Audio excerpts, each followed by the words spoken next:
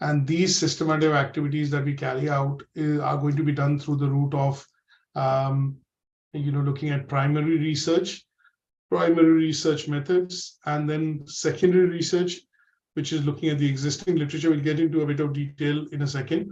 And then the last thing that we also look at is tertiary methods of doing or undertaking research. So in this particular part, we are going to be looking at these systematic. Okay, so what I want to do is minimize that screen. Great. Now, in order to understand this particular learning outcome, which is know how to research information using primary and secondary research methods, sorry, what I want to be able to do is primarily look at doing a bit of a slideshow first. So let me bring you on to that slideshow. So let me start this learning outcome 2 with a bit of a slideshow that I want to show. And what we want to be able to do is basically use this slideshow to recognize the various forms of data. And then what we are going to do is, when we do this, we are going to be looking at also reasoning that why this is the case or why this is not the case. Is that okay? So everybody's able to see this particular slide that I've opened up? Yeah. Okay, that's great. Yeah.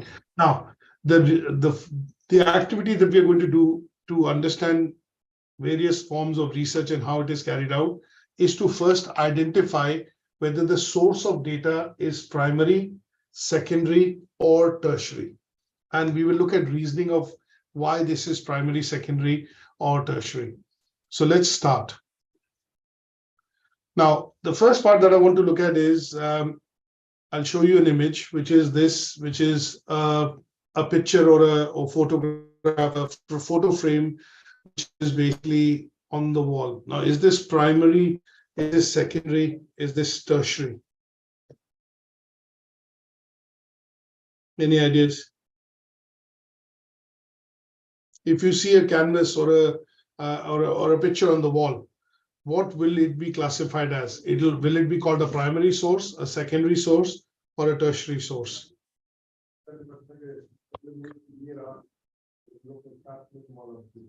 Are you able to see this slide? Yeah, Yes, we're able. yes. I think we're just not sure what to answer. All right. Okay. No, that's fine. There's no right and wrong answer. What we're trying to do is try and identify the sources of data. So the idea is there is no right and wrong answer. Let's participate and basically, understand whether this is primary, this is secondary, or this is tertiary. Now, the basic definitions, if I put it this way, let me just come out of the slideshow, and let me also put this across in terms of, just to give you a bit of a basic definition in terms of what is primary source. So if I say primary source, or say secondary source, or say tertiary, what does that mean? Now, when we look at, let's say, something directly, that means we are seeing it firsthand. We are talking about it firsthand. We are collecting it firsthand. The information that you are going to be able to directly access firsthand is always going to be considered as what is called primary source. Is that clear? No. Okay? Yes. Yeah. Okay. Now, data that you get hold of. So examples of primary source could be articles, journals. It could be reviews that you're reading. It could be book that you're reading. It could also be that you're witnessing an accident. If, for example, you are in a particular location, you're gone to an event and you've gone to Taylor Swift's, music concert, and you're hearing her live on the concert, you are present physically there. And that is why it is a primary source, because you're in the event, you're in the moment, and you're essentially observing it firsthand. Now, what is secondary? Secondary source tends to be when you're looking at, getting hold of that information through somebody else, because the word itself, secondary, says you're going to get this from somebody who has witnessed the event. So if I had gone into the Taylor Swift, my daughter would have gone into the Taylor Swift music contest. When she came back from the concert, she explained to me, this is what I did. So I'm trying to imagine it, and I'm trying to relive that moment, but I'm doing it through my daughter's description, because I'm hearing it from the primary source, but I was not physically present there. And in those cases, that will tend to be what is called a secondary source. Is that okay? Now, secondary source could be textbooks, it could be articles, it could be edited pieces of work, it could be review or some sort of legislation, it could be biographies. Say, for example, Steve Jobs, who was the CEO of Apple or founder of Apple. When he died, somebody wrote a biography about him. So when you're reading the biography, the biographer who actually sat with Steve Jobs, did the interviews, got the information, did that firsthand. He was the primary source, but he's the one who has written the book. And in that case, when you're buying the book off the shelf, is a secondary source because you're reading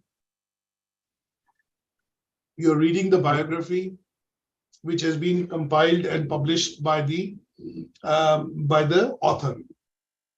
Now, what is a tertiary source? Anybody, any idea what is a tertiary source? That's the one. When I say tertiary, yeah, go on. A tertiary source is essentially a source which is a combination of primary and secondary to a large extent. It is something that is already in existence, and you or multiple people might be able to use that as a reference and then bring it into your work. So an example is when you do your assignments, you do referencing. So in those cases, when you pick up words, text, material, which is coming from books, articles, journals, which has already been published by a publisher, but written by the original author, he or she might not be alive today. In those cases, when you're picking that material up, but you're still citing a reference or giving credit to that person when you're using it in your own assignment, would be an example that you are actually using what is called the work that you're producing as an assignment is a tertiary source. It has information which has been compiled or gathered or gleaned from various sources, and this then tends to be a combination of primary and secondary, and that is why it will be called a tertiary source. A tertiary source example would be, you look at bibliographies, you look at databases of data which has been published, for example, by the government on COVID. Now that is something which is in the public domain, anybody can access it, and that data, when you access it through a database, is essentially going to be tertiary because somebody compiled the data, some department within the government or some people responsible actually published the data, and then you have gone about using that database to basically refer to that data again. Encyclopedias, when we talk about, or we talk about timelines or graphs which are showing information which is portraying information from the past, is all going to be an example of tertiary source. So tertiary source tends to be information which has already been published either as a primary source or a secondary source, and that is being used to either draw conclusions, interpretations, or used by third parties to be able to bring something across, in terms of their discussion. So these tend to be the three different definitions of, let's put it this way, different types of data: primary source, secondary, and tertiary. Now let's look at going into the slideshow. Is that okay? Yes. Okay, let's look at the first one, which is a canvas. Say, for example, you've gone to a music or an art gallery, and you've watched this, you've looked at this canvas hanging on the wall. What is this? Is it a primary source, secondary source? Primary. Primary. Primary. Now, the reason why this is primary is because it is showing, you are witnessing it firsthand. You've gone to a gallery, and assuming, the reason is the slideshow that we are doing is you're assuming that you are in that moment. You are looking at that as an assumption that you are there. And that is where you're watching it firsthand, and it will be primary. Let's look at the second one.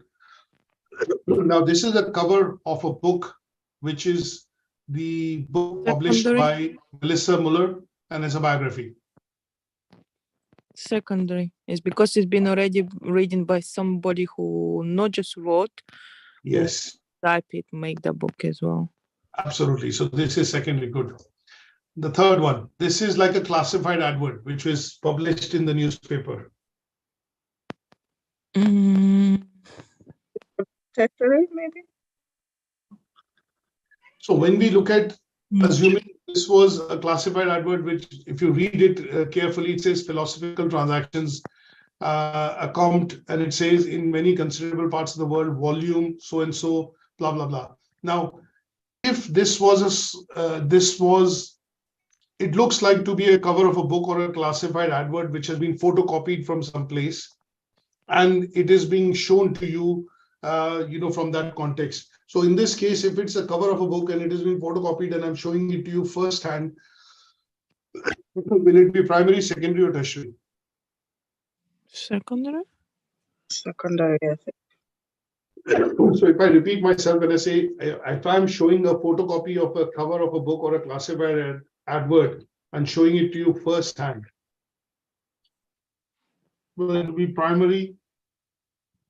It will be a primary, but if it's already photocopy, So this would be primary if you are seeing it firsthand. It can also be secondary, because you're also right, it could also be secondary because this was published in 1665 and 1666. So I am looking at something in the past. It would have been present and primary if I was present and living in 1665, or something which was published in 1665 has been photocopied and is now being relived today. That is why it is primary. But if you are present in that time and you are watching it now, then it will become secondary. Now, this is an almanac. What is an almanac? Any idea? Anybody knows what is an almanac? No, I'm not sure. Okay, almanac is basically an annual calendar, with important dates, which is normally published. So for example, we are all approaching the new year, and what will happen is there are lots of calendars and other bits which will come across in the newspaper that you can use in your home, and there will be some inserts. So almanac is like an annual calendar.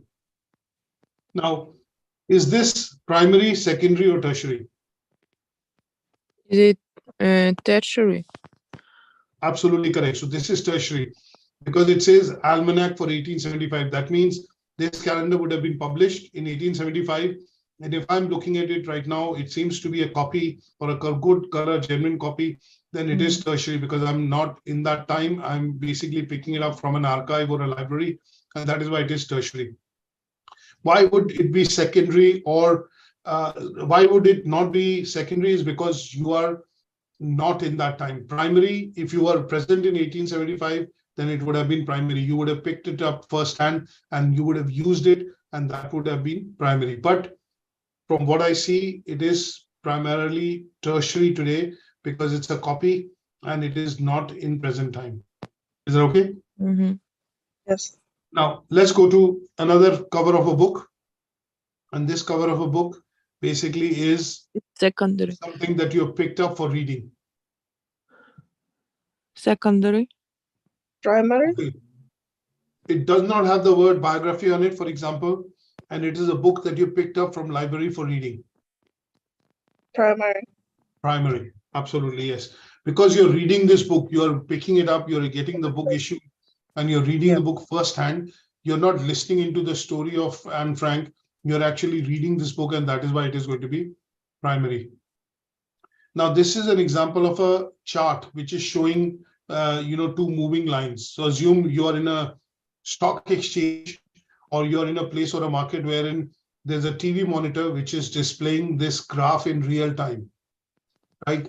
Like the pound to the, say, for example, dollar value, or pound to the euro value going up and down, and it is showing it in live, circumstances. Whether it will be primary, what it will be, secondary or tertiary? Secondary. This will be primary. Because of the year. This will be primary because if I said that if you're looking at live on a monitor and it is showing you moving lines, the bar graphs or these lines are moving, so it will be primary.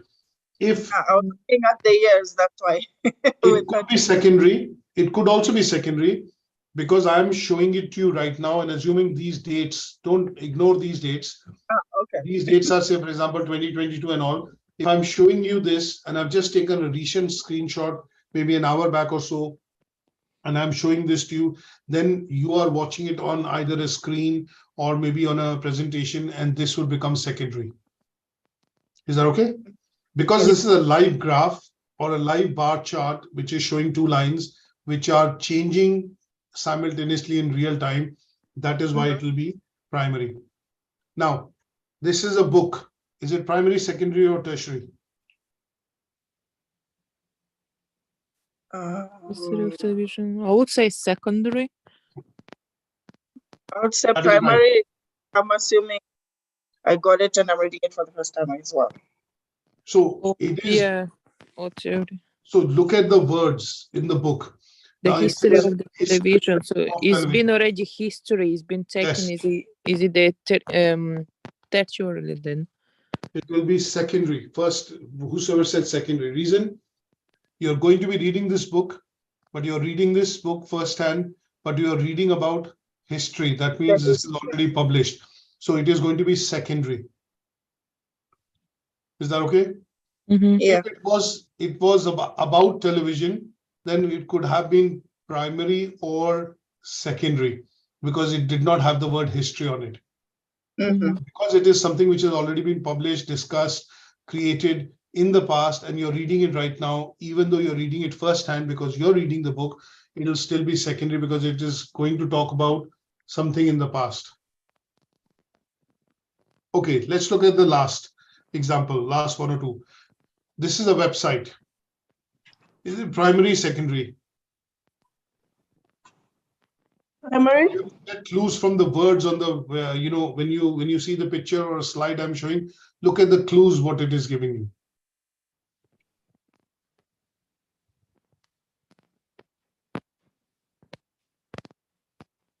So primary or secondary, look at the tweet. Secondary. Secondary.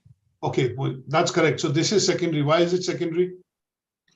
Because it's from like it's not today, it's this week, last week, and the week before, like it's past.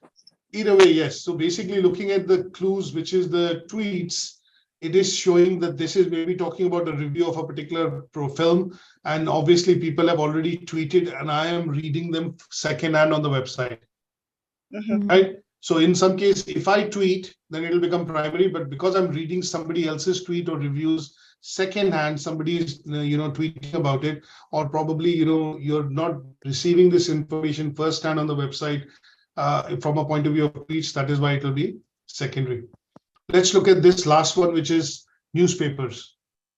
Is it primary, secondary, or tertiary? Primary. Primary. Okay. Well, it's secondary because if it's wrote I'll by tell you this is all the somebody. three. If I again look at the details, they're saying 30th May 2011.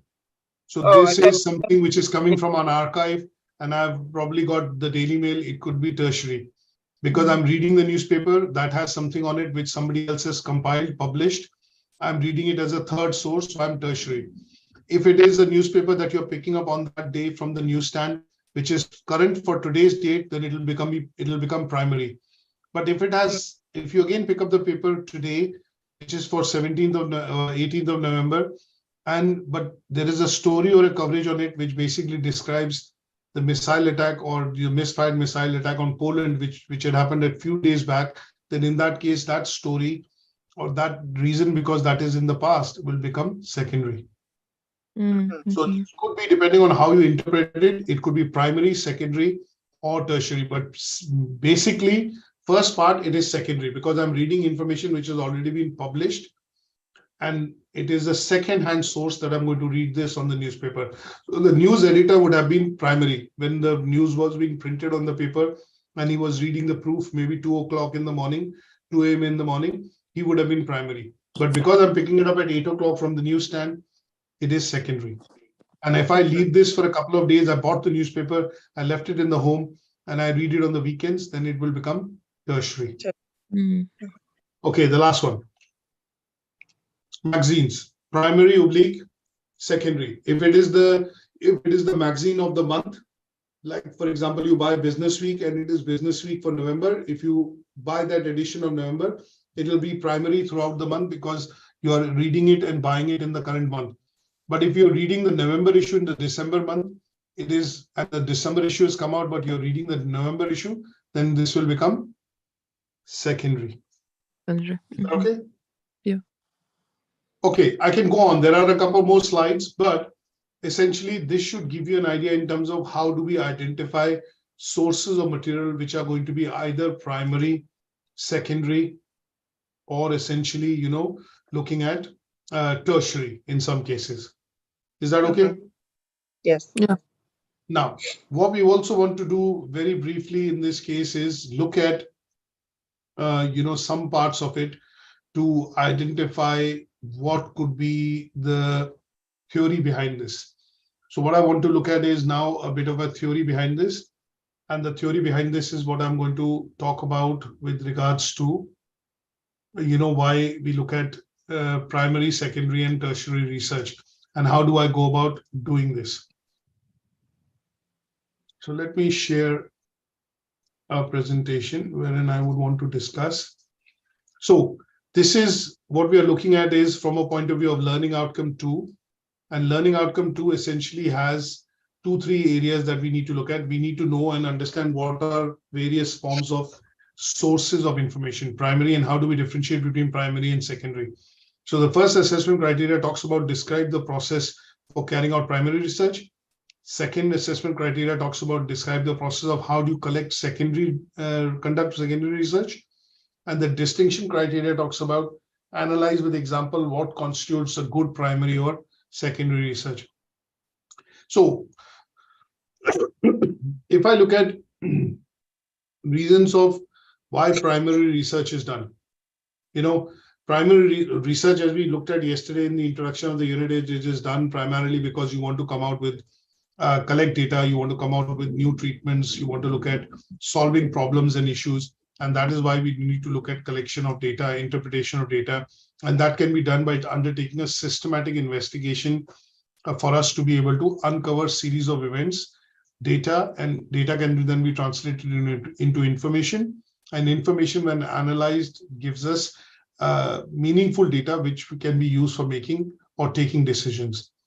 So in this case, in the context of health and social care, it is going to be useful because it is going to help us understand existing treatments, come out with new possible ways, medication, drugs, or treatments which are going to be useful for patients.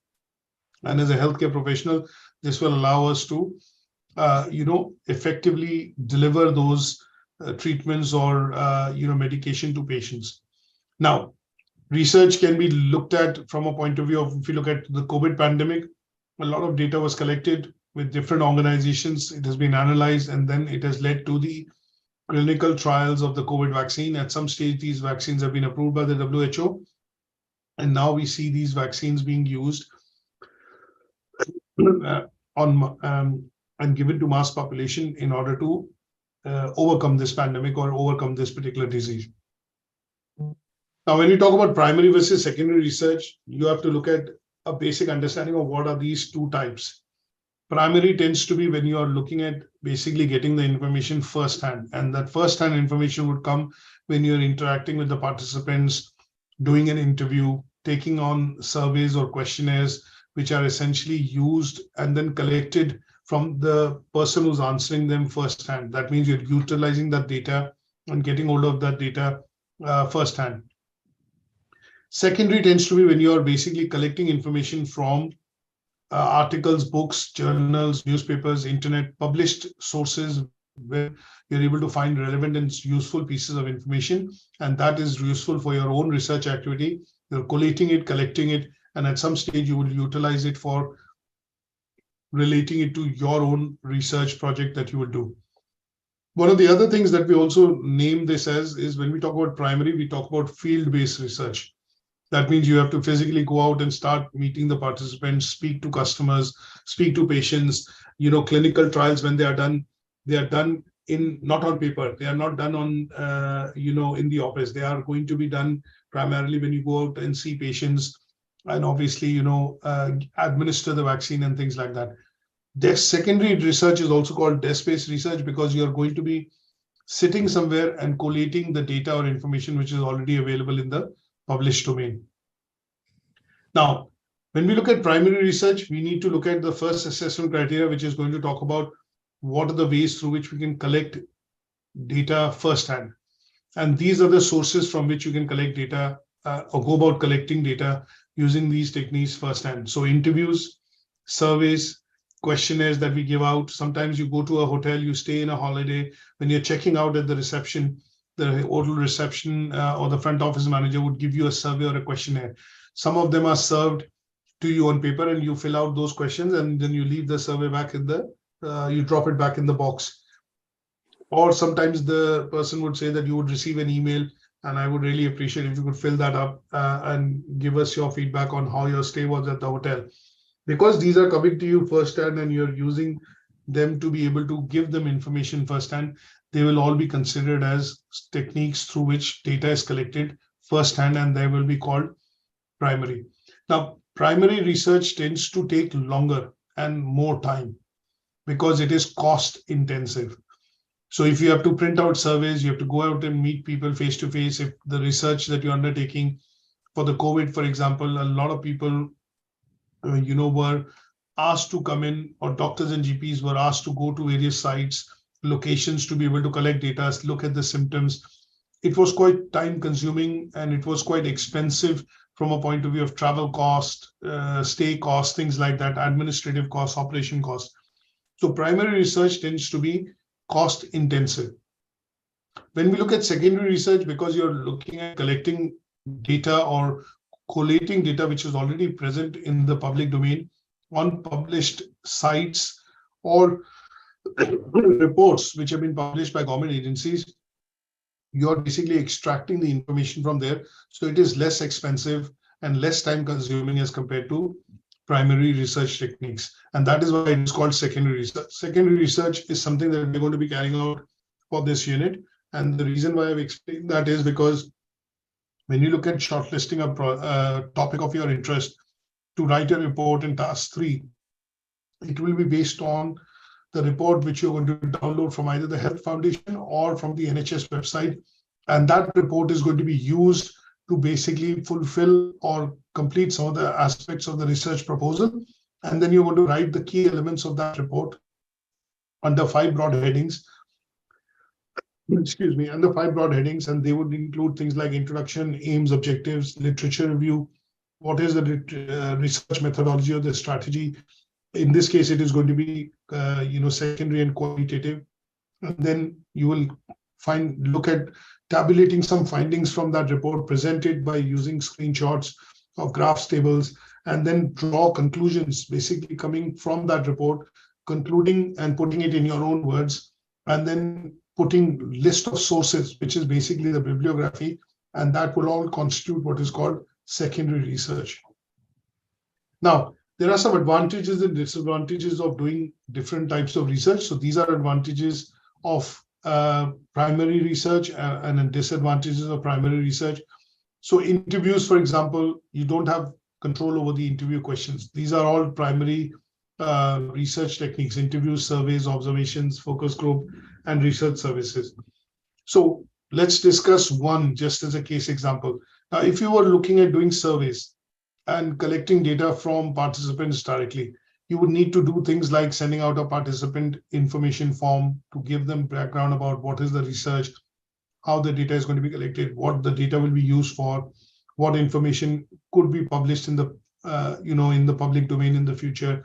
You would need to explain all these. And when you try and collect data firsthand, you need a large sample size, because sometimes you'll have interview questionnaires or surveys coming back as incomplete, or maybe multiple choices have been done on the same question, which would basically make them unusable because they would have to be voided as the data could be skewed. Sometimes people, put extreme views in surveys, so you'll have to negate those out. And that would mean that your population size in terms of sampling that you would require would be quite large.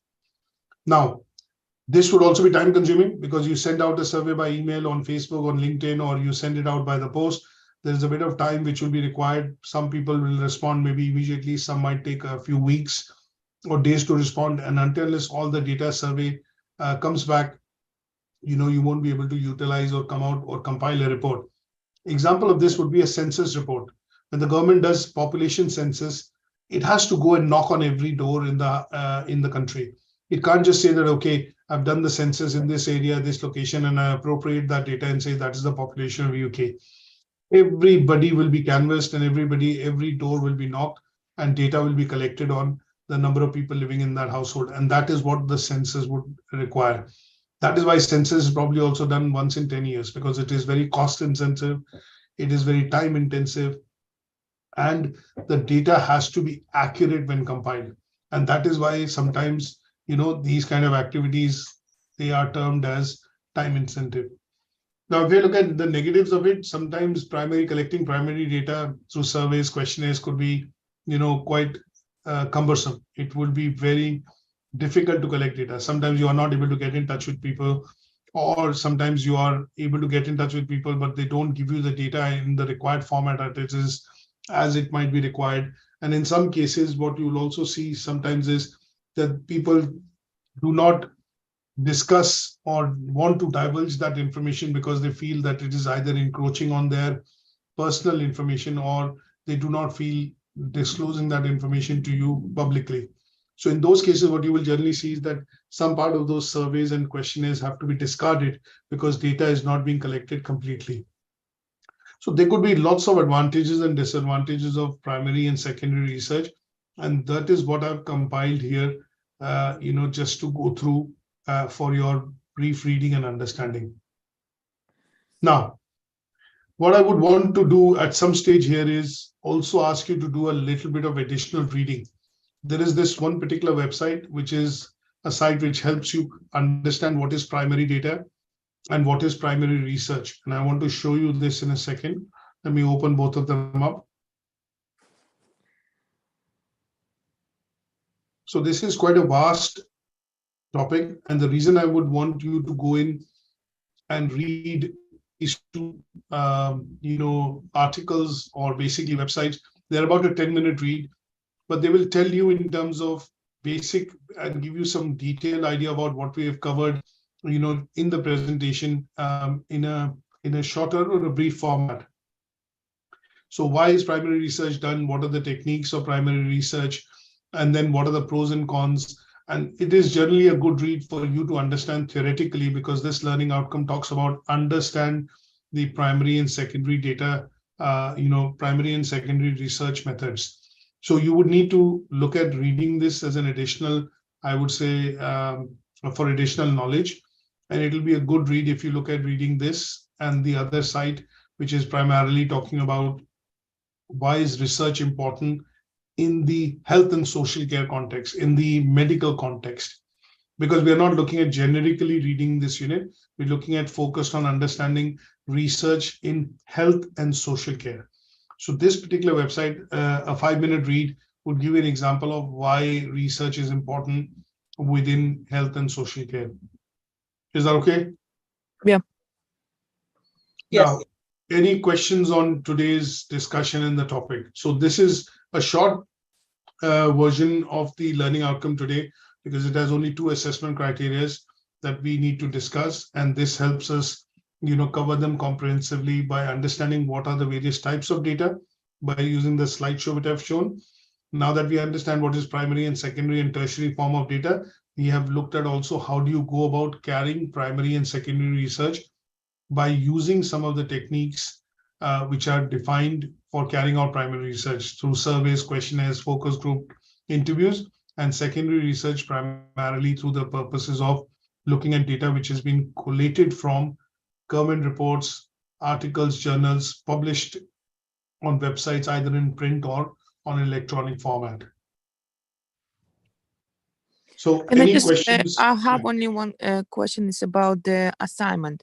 Yeah. All this assignment from 1 and 2, is it have to be on a PowerPoint or is it on a Word document?